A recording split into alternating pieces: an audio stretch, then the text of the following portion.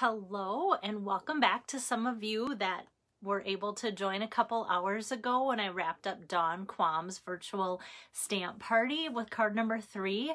And now I am back working on some card samples for you and want to just show you how I'm putting them together here in my little crafting studio. Hi, Rosina. So the card that I'm going to show you how to make tonight is card number 5 for January Stamp Camp cards. So I'm working through my set of 10 slowly but surely. Hi, Lisa. Hi, Francis. Hi, Barb. And so with it, if you haven't caught on, I'm trying to do the theme of Valentine's, but also done in a way that the cards can be used for any time, not just Valentine's, anytime throughout the year to give you ideas for that. So let me quick show you the card. I'll put down my iPad there. And here is tonight's card. Look at the fun little shimmer shine of the foil. So with that, the only thing that makes me think Valentine's about this card is the little flower, like the rose that the donkey has in its mouth. So how fun is that? Hi, Pam. Hi, Wendy. So let me get the card turned around, or the camera turned around so that you can see the card a little bit better there. And I'll scoot this down to my workstation here. And I always like to show you, oh, thanks, Lisa. So yeah, it was like, I kind of had this in my mind, but doing 2 cards a day now, I kind of like just hope that what I have comes together. And I will be honest, I saw something similar to this on Pinterest from Linda Bowen, and she gave credit to Kimberly Williams. And so I'm like, I want to change it up just a little bit yet. And so that's kind of where I got my inspiration.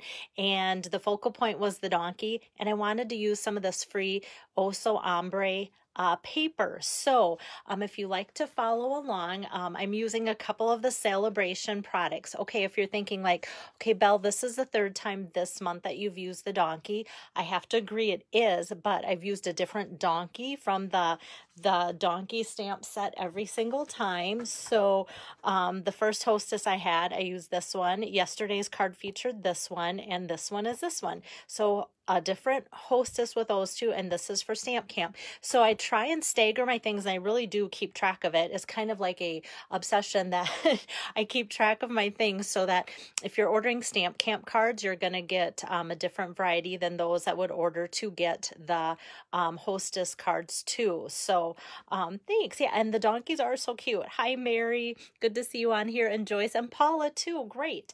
Okay, so the Darling donkeys are free. If you have a $50 order, then you can put those in your cart or let me know what you want for your $50 item and say, hey, I like those donkeys. So anytime you spend money in any of the catalogs on anything and it gets to $50, you can pick out something free. So that is in the Celebration brochure. And if you're newer to watching these and you need some current catalogs or brochures, please let me know and I can get those to you. And then if you flip over in that same brochure to page 7, that's where we see the pretty Oh So Ombre paper, and I'll kind of bring that on. One of the cards I featured earlier for the January Stamp Camp cards use the Granny Apple Green. So so look at that, and then you can see that graded look. And then on the back, there's the is it Bermuda Bay? Now I have to look. Yep, Bermuda Bay and the Granny Apple Green. So we have Rococo Rose and the Blackberry Bliss. So pretty. And you get a stack of 48 of these 6x6 sheets. So I can't say enough about that because they're so fun. And I just cut them up into chunks and I'll tell you what my measurements are to help you along. Hi there, Tracy. Thanks for joining in. Okay, and then also in the mini catalog here, if you go to page 11, not very far in, I've been doing lots of things with the Valentine, and all I'm pulling off of here is the very pretty Love You Always foil sheets. And so with that, I'm just, you get 12 by 12 sheets in Rococo Rose, Sahara Sand, and Blushing Bride. And I'm just using a 3 by 4 inch strip on here. So, oh, Tracy's coming in from Maine. How fun. Oh, I haven't seen my gal from Switzerland in a while. It's always fun to see where people are coming from. So that's great. Alrighty, so let me start with this. And earlier today, the first card I did, I warned you I was using that fun, like my favorite embossing folder right now, and that is the Painted Texture 3D embossing folder. I love this fun look. It's so textured and so deep that it's wonderful for card making. And so I'm just going to run that quickly through my embossing cut and emboss machine here. So I'm using crumb cake, and this is a 4" by 5¼ inch piece. Oops. I'm gonna just put that right on my big platform with my gray plate, and that's all it needs for the 3D. Hey there, Tori and Connie. And then we open that up. And like I said earlier too, if you joined along, there is, I feel like it's not earth-shattering, but a right side here, and the wrong side is just a little bit flatter, and then the right side just kind of has the texture kind of popped up a little bit more. But you know, some are definite, some aren't so much, but this one I feel like you kind of can tell. And then the only other die cutting that this card has, and actually I'll show you, it is the Stitched Shapes Framelits. And so it is the largest oval of the oval collection in the Stitched Shapes Framelits. And whenever I have things that I cut out and I go, ooh, that's not what I wanted, that didn't work, I always put the pieces back in this little folder so I use them for next time. So it just so happened that I wanted this, and there was two. So one for my sample and one for tonight. So I'm not even going to cut that out because I don't need to for you guys. But I did want to let you know that it is the biggest oval. So I have that, and I think I'm going to start creating on this. I'm going to grab my glasses so that I can see what I'm doing better. Oh gosh, I miss you too, Connie. Like you have no idea. So I think I need a new paper maybe tomorrow. I need to get rid of this pink or red that might throw you guys off. So using this stitched, and if you can see there, maybe I didn't show it, how fun is the stitched edging too along this die. I'm going to open up my Tuxedo Black ink pad. And then with this cute donkey here. Hi, Julie. I'm just going to ink that up. And actually sometimes this one's kind of big enough where I like to flip it over, and then I actually just kind of put the ink right on the donkey like that. That way I can see that it's covered well in ink, and then I will stamp it out too. So I'm just going to give that a good press like so. It's cute already, and I haven't even done any coloring at all. Okay, so next I am ready to color like this. A lot of people ask too, does the ink take a long time to dry? It doesn't. So now I'm ready to color it in with my blends. You can see I have two, the light and dark of the soft suede, just the light of the petal pink, and this is the light of the Rococo rose, and then some light shaded spruce. I'm going to start with my light petal pink, and because there's a lot of fine areas, I'm going to use a bullet tip versus the brush tip, but I love that there's two different sides there to help you with large areas or small areas. So I'm just going to put some of this in the ears there. And I'm always concerned that my hands are going to probably cover up more than anything when I'm coloring. But I do have my camera kind of at its lowest setting, hoping that you'll catch the gist of it. And I always hope that I can color fast enough where I don't bore you to death either. Okay, so with the light petal pink, I'm just doing kind of the little edge of his nose, like mouth area, and the insides of his ears. And then I'm going to jump to my dark soft suede, and I'm just going to kind of do a line of the top of the ear, not all of the ear, and then kind of where he has kind of some furry fur sticking up there too. I'm just going to go over that and kind of down the face, and then just kind of like outline his face like so, and then I'm just going to go over the top of the ear here too, leaving some white for now, but not forever. And then I'm just going to come down here. I'm going to color in the tail, and then there's just a little spot, and then there's a squiggle, so I just kind of go over it that exact same squiggly way, like so. And then I'm just going to kind of accent the little tufts of fur on his legs and just kind of go L and L on his hooves like that. And then I'm just going to kind of come up like so. Normally I'll go around the face, but I kind of felt like at first, like, oh, is this too dark for a brown? But once I start filling in the lighter of the version, I think it's about perfect. Hi there, June. So, and like anything, after you let it dry for a few minutes, then it kind of just takes on a different color too. So here's now that same color, but the light version. So I'm going to go over the ear on the inside to give it kind of a two-tone look. And it can be pretty dramatic at first. So if you're coloring in and go, oh, there's a line, it will just kind of blend together in a matter of time. So I kind of like to scribble away the dark and then go right next to that to make that fill in and blend as I do that.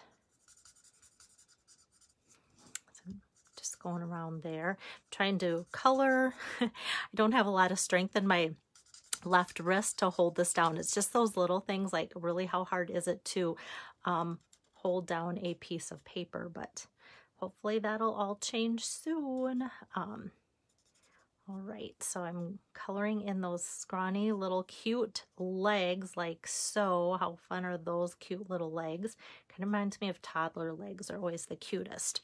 Okay, so what I thought was maybe too dark at first is starting to kind of be okay. And yet I wanted some darkness to pull in that crumb cake color for the card too. And this will get lighter. Hi, Linda. Hi, Donna. And so next I'm going to pull out that light Rococo Rose. Thanks, Pam. Yeah, I always feel like, you know, I could show you like these are the colors I used for coloring and this is what I did, but kind of just showing you if it doesn't take too long is what helps you guys to know what to do. Like with this rose here in the donkey's mouth, it's not very big, so I'm just using the one color, and same with the green.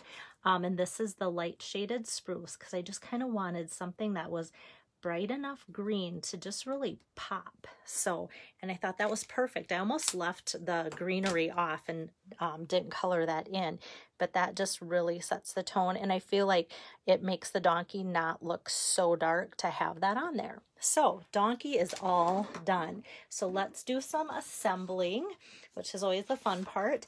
And so I'm going to take this crumb cake. Oops, let me kind of back it off again too so that you can see. Sometimes if I get it too close, then you can't see my work area either. Okay, so I'm going to take my seal here, make sure I get the side that I want, and just put those around all four edges like so. And then I'm going to put that on my Rococo Rose card base. So crumb cake and Rococo Rose. And then I have this fun foil. And for some reason, this foil likes to just bow out a little bit more than what we've had in the past. Not terrible. I haven't seen terrible results. But I want to make sure, like with this seal, that I get a good amount on all four sides. And that's all that it's going to take to put on there. You don't have to worry about getting anything special out. Or if you want to just put one extra strip through the center like that too, that'll work. Oops.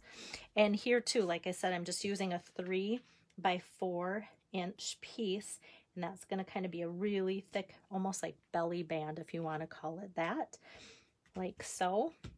Hardly want to touch it to adhere it on there because it's foil and I don't want to get my fingerprints, but it'll be just fine. Okay, so for this sheet, the free Oh So Ombre paper comes 6 by 6. So I just cut like a 2-inch strip down and then cut off 2 inches. So I had a 4 by 2 inch strip. And then after that, I had this 4 by 6 inch strip. So I just went 1, 2, 3 strips across. So each 6 by 6, you can actually make 4 cards out of one sheet using these measurements of the 2 by 4. And of course I cut it so that every sheet has a dark to light look that's going to be obvious on your cards if you're getting them from Stamp Camp. I did see I kind of didn't take off the edge. It kind of went dragging across my card on my last pull. So hopefully this will work. There we go. So, and then this will be just fine to put to this edge on to the foil. It's not like that's going to be hard to get it to stick or anything. So I kind of want to make sure that's pretty close to that edge and that it's pretty close to this edge without going over, because there's nothing worse than trying to put it in an envelope to send it to somebody and then it overlaps, because that's kind of frustrating. So I have that at an angle on purpose, and then I'm going to pull this guy back, and I can tell that he's dried and the colors have blended enough where it has lightened up, just sitting there that little bit. And then I'm just going to put some dimensionals here on like four corners, if ovals had corners. Hi there, Terry. Haven't seen you for a while. It's good to see you on here. Okay, so I've got all of that popped off of there. And so the dimensionals will just help lift that up and pop that donkey on there too. How fun is that? I think this donkey is so cute, but every time I use one of the donkeys, I think this is the cutest donkey. Nope, this one is. Okay, so for the sentiment, I'm going to open up my Rococo Rose ink pad, and the sentiment right from that same stamp set, it says, "Hey there, friend," from Darling Donkeys. I'm going to get that turned around and just stamp that. And here too, Lisa, if you're watching, I'm using a scrap of white that I just kind of had laying there. And I'm just going to take my scissor and kind of eye that and hope that it's straight. I think it's good enough. And for this one, I'm just going to once again grab a dimensional to get that to pop up. And I'm going to put it off to the side.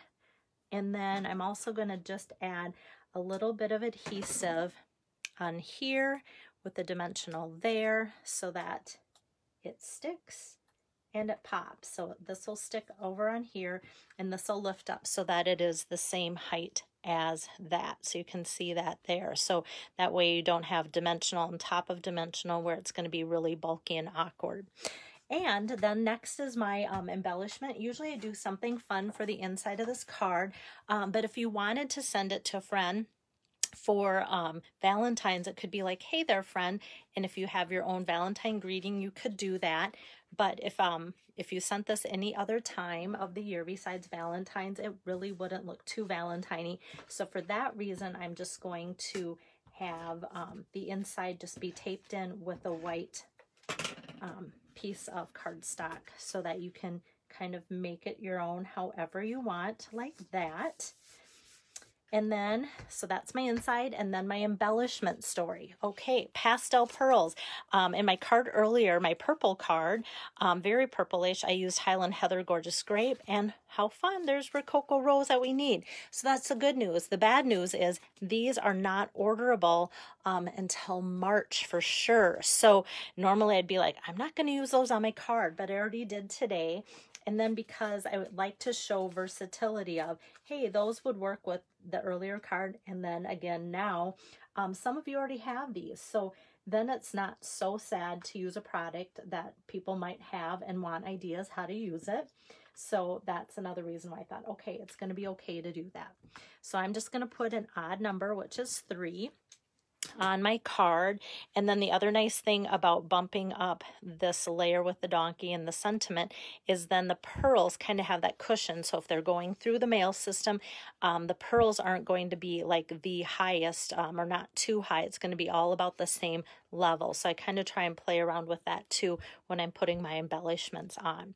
So that is card number 5 out of 10 for January Stamp Camp there. Going with some more pink for Valentine's Day and such. So let me get the camera turned around here. So I hope you're enjoying tomorrow. I want to try and extend. There we go. Tomorrow I want to do a double feature again because, you know, January is just ticking away. Today's already the 20th and I want to get all my hostess projects in to show you guys. As long as I'm doing them, why not show you guys what I'm working on and inspire you. And then I have, of course, the 10 cards for January Stamp Camp. So, so tomorrow will be a double feature, probably in the afternoon again. I'm not really like, oh, let's get creative as soon as I roll out of bed. So a lot of times I'm working on orders or doing emails, checking in with my team and doing all of that to kind of get my day started. And then in the afternoon, then I kind of feel like, oh, it's quiet again.